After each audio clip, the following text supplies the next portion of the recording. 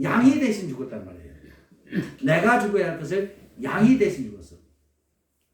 그 양하고 나를 일체화시키기 위해서 먹으라는 거죠. 먹음으로써 예수님의 피와 살이 우리 몸속에 들어오므로 우리와 예수님은 일체화가 되는 거죠. 하나가 되는 거예요. 그 예수님의 의가 우리에게 입혀지고 우리가 살아난다는 얘기죠. 그러므로 이스라엘도 죄로 인하여 그 피 안에서 죽었다. 그 피 안에서 죽었다. 다시 말하면 설주에다 다 피가 발려져 있어. 왕창 발라져 있잖아요. 그러면 지나가는 사람이 보고 이 집에도 누가 죽었네. 그러겠죠? 죽었어요. 안 죽으면 안 되지. 죽었어. 근데 누가 죽었냐? 이스라엘 지금한 어린 양, 즉 예수 그리스도가 대신해서 죽었다. 근데 이스라엘 백성이 그걸 받으면서도 몰라. 그래서 죽은 거거든. 예수님이 오셔서 내가 아사셀 양이다고 세례 요한을 통해서 선포가 되었어. 그 얘기를 못 들었을 리가 없어요. 그러면 구약에서 아사셀 양의 그 유래하고 예수님하고 연결해서 생각을 해봐야 할 거 아니에요. 근데 그들은 생각에 반인지 모르겠지만 못 받아들였어. 그래서 성경은 로마서 10장 3장 10절에서 이렇게 말합니다. 의인은 없나니 둘도 없습니다. 하나도 없습니다. 다만 그들의 죄를 아들이신 예수께서 대신 갚으셨기 때문에 그의 피를 통해서 우리를 보시고 우리의 죄를 용서하시는 거예요. 그래서 우리는 죄인인 우리는 성경만 열면 무조건 우리 예수님 어디 계셔? 이걸 찾아야 된다는 얘기예요. 그래서 그분으로부터 오늘 내게 무슨 은혜의 말씀이 주어질 것인가? 이걸 찾으라는 얘기예요. 이거 한 가지만 목회자들이 딱 알면은 자기 설교 다 고칠 수가 있지 않습니까? 그렇죠? 모든 설교는 전부 다 이 예수 그리스도가 인도한다. 그분의 말을 들어야 되고 그분의 말을 전해야 한다. 이것만 알면 설교 속에 이상한 소리 절대로 사람의 소리 절대로 끼어들 리가 없어요. 이거 하나만 딱 알면 되는 거예요. 근데 그것을 10년이 넘도록 몰라. 이거 하나를 몰라. 그러니까 우리가 흔히 그런 말이죠. 모르는 것은 손에 쥐어줘도 모른다. 택한 밭이 못한 사람들은 공부를 아무리 많이 해도 몰라. 왜? 주님께서 그런 말씀하셨잖아요. 내 양들은 내 음성을 안다. 구약 성경 속에 나타나는 그 성막과 성전에서 속죄의 제사를 드리기 위해서 죽었던 그 수많은 짐승들은 모두가 다 예수님의 죽으심과 피 흘림을 나타내는데 이것으로 보아서 예수님은 구약에서 더욱더 많은 피를 흘렸다 하는 것을 알 수가 있습니다. 그렇죠? 구약 성경 마지막 그 성경 뭐죠? 말라기서에 보면 이런 표현이 있어요. 그냥 하나님께서 코가 쩔었대. 쩔었어. 무슨 냄새로 쩔었어? 기름 냄새. 응? 피 냄새. 쩔었어. 왜 그렇습니까? 그들은 늘상 양을 잡아가지고 피를 받지요. 그러니까 한쪽에서는 그놈을 여기다 바르고, 그리고 그걸 안에 들어가고 와서는 그 언약궤 속죄소 위에다가 뿌렸잖아요. 근데 하나님께서는 피 냄새가 엄청나게 맡겼죠. 날마다 피 냄새. 상번제가 있으니 또 상번제가 날마다 한다는 상번제예요. 그래 계속 바쳐. 정직한 거, 좋은 거, 깨끗한 거 바쳐라 그러니까 찾긴 찾았는데 분명히 찾는데 저는 거, 터진 거, 뭐한 거 이런 것도 막 전부 다 갖다가 골라다가 막 바쳤어. 그냥 하나님께서는 근데 안 바치면 좀 좋겠는데 계속 바르니까 하나님께서 쩔었다는 게 쩔었어.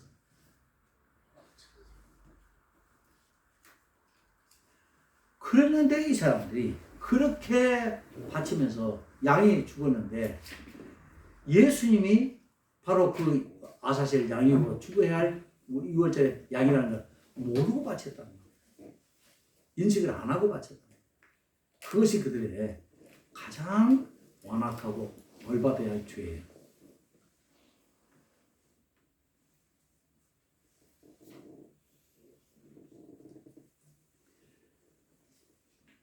그러나 제사장들은 짐승의 죽음과 피해서 단 한 발자국도 더 나아가지를 못했습니다. 그들은 그들이 죽인 양들이 장차 오실 대속주의 죽으심을 예표한다 하는 그 사실을 모르고 오직 짐승만 잡아서 죽이고 피를 흘리는 그 죽음의 율법의 종교를 만들었어요. 그러니까 유대교는, 구약 유대교는 한마디로 말하면 뭐예요? 잔인한, 세상에 잔인무도하게 짝이 없는 종교예요. 계속 죽이는 거예요. 계속 죽이는. 그런 종교가 세상에 어디가 있어요? 계속 죽여. 그러니까 이런 사람들이 하는 말이 뭐겠어요? 당신은 완고한 사람이라서 해치지도 않고 거두고 뿌리지도 않고 거두고 그리고 뭐라고 합니까? 내가 너희를 이렇게 사랑했다니까 언제 사랑했느냐고.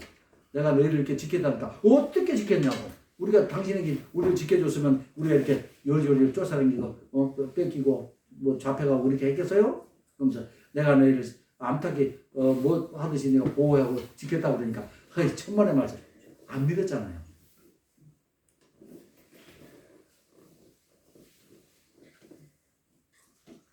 그래서 말라기 선자는 의미를 모르고 성전에서 듣는 이 제물에 대해서 이렇게 말해요. 같이 읽어봅니다. 말라기 1장 10절 시작. 만군의 여호와가 너희가 내 제단 위에 헛되이 불사르지 못하게 하게 하여 너희 중에 성전에 눈을 닫을 자가 있었으면 좋겠다. 내가 너희를 기뻐하지 아니하며 너희가 손으로 드는 것을 받지도 아니하리라. 하나님께서 끝까지 그 제사의 의미를 알기를 거부하는 그들과의 대화를 이제 단절하시고 모형이 아닌 이제 예수님의 그 실제의 몸으로서 유월절 속죄 제물 대신 예수님을 보내셨던 것입니다. 말라기 이후 400년의 긴 침묵을 이제 주님께서 깨시고 하나님의 아들의 언약에 따라서 그의 백성들에게 오셨지만 여전히 그들은 아무런 변화가 없었습니다. 아니 더욱더 사악해져 있었습니다. 그래서 주님은 유월절 만찬에서 이것은 죄사함을 얻게 하려고 많은 사람을 위하여 흘리는 바 나의 피 곧 언약의 피니라 이렇게 말씀하시는 것입니다. 그러므로 다시는 예수님을 정말로 믿는다면 그분의 대속의 주로 믿는다면 이제는 다시는 짐승을 잡아서 듣는 제사가 이 땅 위에서는 결코 행해져서는 안 되는 것입니다. 근데 유대교가 지난번에 뭡니까? 그 여행 프로 이제 세상 속으로 그 프로 보니까 이스라엘이 나와요. 예루살렘. 근데 예루살렘에 가는데 유대인들이 그 정통 유대인들이 어떻게 그 예배하는가 이렇게 보는데 집안에서 자기 애의 그 생일이 있었는데 그 생일 처음 그 음식을 만드는데 닭을 잡아요. 닭을 잡는데 세상에 이렇게 해가지고 그 아들이면 아들, 딸이면 딸 그 머리 위에서 이렇게 그 잡아 피를 흘려 흔들어 이렇게 그리고 그걸 잡는다고. 그러면 무슨 말이에요? 예수님께서 대속을 죽음을 죽으셨다는 걸 믿는 사람들입니까? 아니죠. 만약에 그렇게 했다고 한다면 그걸 믿는다면 절대로 다시 구약의 그 내용을 답습하지 않아야 되겠죠. 예. 그건 예수님을 거부하는 거예요.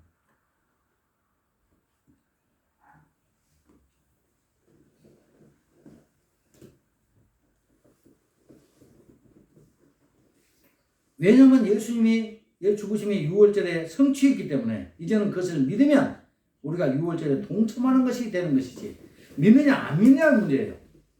성도들은 이제 유월절의 의미를 그리스도의 십자가에서 찾으며 그 은혜를 잊지 않기 위해서 주께서 새로운 모습으로 제정하신 성찬식 즉 떡과 포도주를 나누면서 서로 그 의미를 격려하면서 기념해야 할 것입니다. 그래서 스가랴 선지자는 종려주일과 고난주일에 발생한 그 일들에 대해서 그런 백성들의 왕이시지만 겸손하셔서 나귀의 작은 것 곧 나귀 새끼를 타고 이렇게 예언했고 그의 백성들의 성으로 입성하실 것과 그가 은 30에 팔리실 것뿐만 아니라 내 목자 내 짝된 자를 치라 목자를 치면 양이 흩어지리니와 이렇게 하면서 정확하게 예언해 놨어요. 이보다 더 정확하게 어떻게 예언합니까? 그 이후로 그를 치면 그날에 죄와 더러움을 씻는 셈이 열린다. 그를 치면 그가 누굽니까? 예수님이죠. 그분을 치셔서 죽으면 그날에 죄와 더러움을 씻는 셈이 열린다. 그것으로 이 땅의 죄악을 하루에 제거하리라. 하루에 제거해버렸으니까 이제 다시는 이제 구약을 연장하지도 말고 따라하지도 말아야 될 거 아닙니까? 근데 그게 그렇게 이걸 믿기 어려운가 봐. 그냥 예수님 가시고 나서 2000년이 넘었지만 지금도 구약에 답습을 하고 있지 않습니까? 이걸 어떻게 이해할까요? 그러니까 사실은 이게 믿느냐 아니면이 작은 거예요. 근데 이거 작은 것 이거 하나의 거풀을 못 벗기는 거예요. 도무지 못 벗겨. 그래서 그 잠언서에서 뭐라고 얘기합니까? 미련한 것은 공으로 찧어도 안 벗어진다. 근데 이제 교회에서는 거의 다 구약을 갖고 있는 구약을. 그것은 예수님의 죽음이 가져올 이 땅에 완전한 구원을 말하는 것이었는데 예수님은 만찬 후에 제자들과 감난산으로 가셔서 오늘 밤에 너희가 다 하나를 버리리라 기록된 바 내가 목자를 치리니 양의 떼가 흩어지리라. 지금 이거 누구 말하고 있어요? 조금 전에 말했던 스가랴의 구약을 지금 얘기하고 있는 거예요. 예수님은 철저하게 자기의 어떤 행위를 증명함에 있어서 구약을 인용하고 예언을 인용했다는 사실입니다. 이때 베드로가 모두 주를 버릴지라도 나는 결코 버리지 않겠나이다 이렇게 맹세를 하죠. 그러나 주님은 오늘 밤 다굴기 전에 내가 3번 나를 부인하리라 이렇게 말씀하셨어요. 이게 어떻게 보면 네가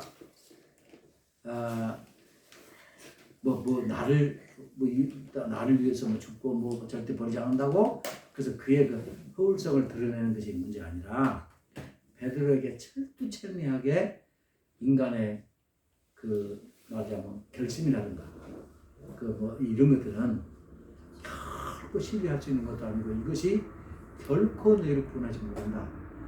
그러니까 이런 사건이 베드로에게 있었다는 사실이 매우 소중하고 우리에게 소중한 거예요. 이 다굴기 전에 부인했다는 이것이 예수님께서 머리가 아주 대단한 거 전지전능하셔서 미리 아셨다 이게 문제가 아니라 이 사건 이후에 베드로가 다굴 때마다 울었다 그랬잖아요. 그런 것처럼 인간이 신뢰할 수 있는 건 자기 자신이 절대 아니다. 우리가 신뢰할 수 있는 오직 하나님 그게 말씀이다. 이것만을 가르쳐주는 내용이겠죠. 그러니까 베드로와 제자들은 또다시 내가 주와 함께 죽을지언정 주를 부인하지 않겠나이다. 장담을 하죠. 물론 예수님께서는 들으셨겠죠. 그러나 이것 때문에 예수님이 슬퍼하고 그러시는 않아요. 왜? 예수님은 나중에 그들이 어떻게 변할지 미리 보고 계시니까. 나는 그들의 거짓말을 하면서 그렇게 했다고는 믿고 싶지 않아요. 다만 그들이 유기하겠을 뿐입니다. 주님은 그런 제자들의 연약한 모습에만 그의 시선을 두지 않으셨습니다. 얼마 후에 그들이 진리의 성령에 의해서 성경의 언약들을 예수님 안에서 이해하고 또 그의 부활을 목도한 후에는 스스로 하나님 나라를 위해 순교의 자리까지 갈 그 모습을 미리 보셨습니다.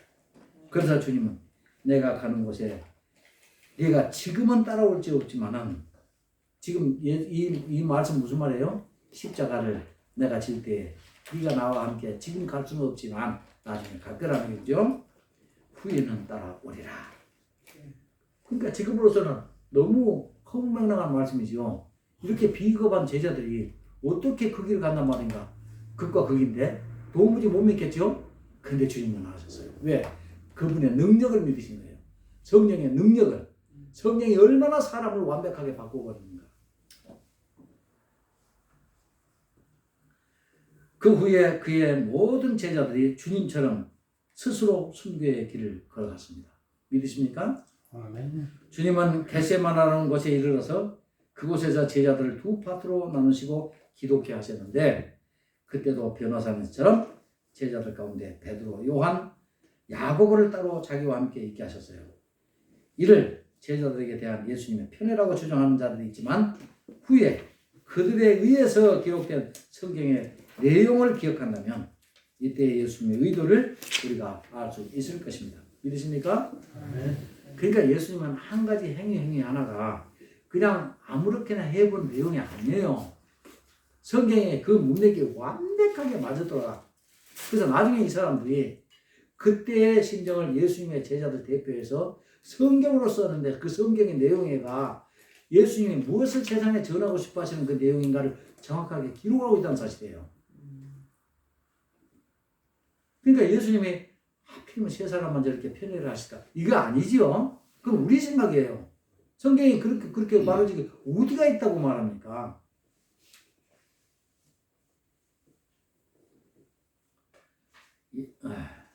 이들은 변화산의 체험을 통해서 율법과 선지자로 대변되는 구약 언약의 대표들이 예수님이 죽으실 것과 부활, 승천하심과 함께 그의 세우실 나라에 집중하고 있음을 증거했고 예수님 가까이에서 그들이 보고 들은 예수님의 기도를 가감없이 기도했어요. 만약에 이들이 없었으면 성경에 예수님이 고민하시고 슬퍼하시는 모습이 어떻게 나타날 수가 있을까요? 그렇잖아요? 다른 제자들만 있었어요. 근데 그걸 안 봤어요. 그러면 그분이 무슨 기도를 하셨고 얼마나 고민하셨고 이건 몰라.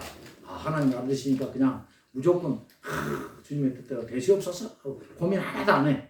이런 모습이 아니라 예수님께서 그 죽음을 앞두고 고민하고 슬퍼하시는 그 모습을 이들이 가까이에서 보고 이거 증거하고 있잖아요. 그럼 이 고민하고 슬퍼하시는 내용을 여기서 부각시키는 이유가 있어요. 뭐 때문에 그런가? 우리가 예수님을 볼 때, 지난번에 말씀드렸죠? 신성과 인성. 근데 아리우스는 뭘 주장했죠? 예, 인성만 주장하고 신성은 배제시켰죠? 아타나시우스는, 이기, 이론. 이걸 얘기했어요. 그러니까, 그러면 여기서 왜 인성을 이렇게 부각시키는 이유가 성경이 무엇인가? 이걸 알아야 돼. 예. 내 아버지여, 만일 할만하시거든 이 잔을 내게서 지나가게 하옵소서. 그러니까 이 말을 들으면 십자가의 죽음을 잔이라고 말하면서 이것을 나에게서 좀 마시지 않도록 해달라. 그러니까 죽지 않게 해달라 그런 뜻 아니겠어요? 그죠? 근데 이 말씀을 볼 때 기독교의 약점이라고 말하는 사람이 있어요. 기독교의 약점. 예수님도 막 절대적으로 하나님 앞에 의지하고 막 전혀 겁 안 내고 막 그런 분이 아니더니 예수님도 이렇게 매우 연약한 그런 모습이 있네. 그러면서 부끄럽게 생각하는 그런 그리스도인들이 있다고요. 여러분 안 그렇습니까? 이것은 예수님께서 완전하신 하나님이심과 아울러 우리와 하나도 다르지 않은 똑같은 육의 사람으로 오셨음을 나타내는 것입니다. 육을 너무나 영을 강조하다 보니까 육을 너무나 낮게 말하는 사람들 있죠? 누구예요? 영주주의자들이에요.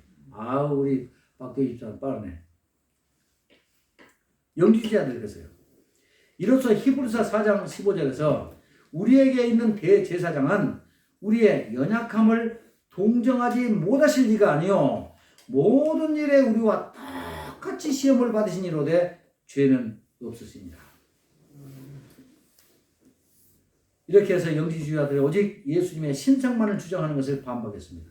그가 인성을 입으심으로 우리의 연약함을 동정하는 분이시며 그가 비록 하나님의 아들이시라도 받으신 고난으로 순종함을 배워서 그러니까 아까 베드로전서 1장 10절도 말했지만 예수님도 그냥 아무 없이 기계적으로 그냥 그 신적인 어떤 영역에서 뭔가 쫙 이렇게 하는 게 아니었다는 얘기죠.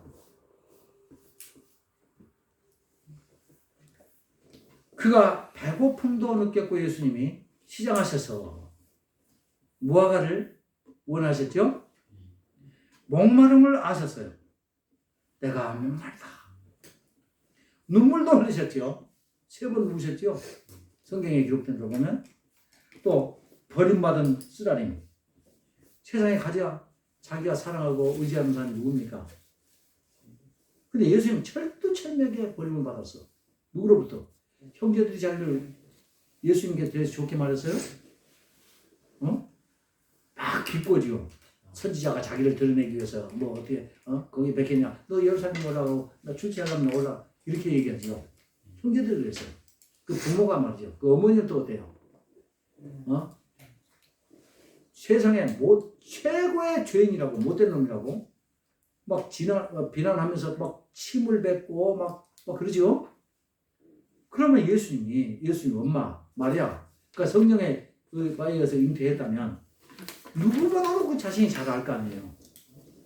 그럼 그 자리에서 아니라고 이건 내 아들이지만은 내 아들이 아니라 그 전에 하나님이셨는데 그분이 이렇게 하셨고 그분은 죄를 하시는 것이다. 이분이야말로 하나님이시다. 이렇게 거기서 증거할 유일한 기회예요. 근데 십자가에서 마리아가 한마디 했습니까?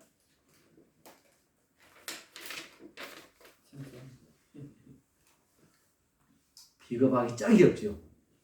여기에 우리 김은숙 집사만 하더라도 이유 없이 우리 말 하람이가 어디 가서 욕을 먹고 뭐가 한다 그러면 가만 안 있을 거예요. 저렇게 순한 사람도 가만 안 있어. 그렇죠. 그거 가만 두겠어요? 이를 갈고 나서 아들을 병하고 어디 가든 지키는가 할 거 아니에요? 예수님의 어머니 마리아는 그렇게 했습니까? 세상 사람은 이 세상에 존재하는 모든 사람들이 유대인, 로마인 할 것 없이 다 모여가지고 예수님을 침뱉고 주인이라고 강도보다도 못하는 거라고 이렇게 하는데 한마디 안 하는 거예요. 한마디를 안 하는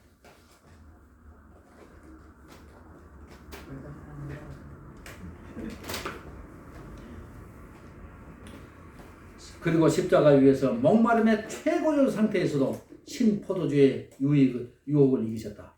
신포도주 유혹을 이기셨다. 그건 무슨 말입니까? 신포도주는 뭐예요? 이라고 산화되고 이게 그 도수가 많아지죠.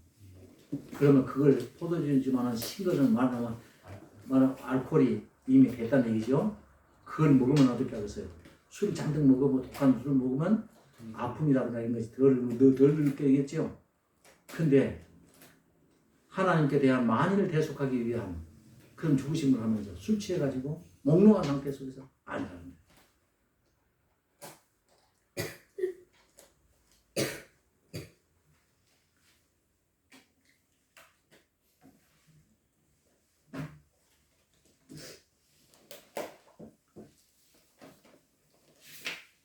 끊읍시다.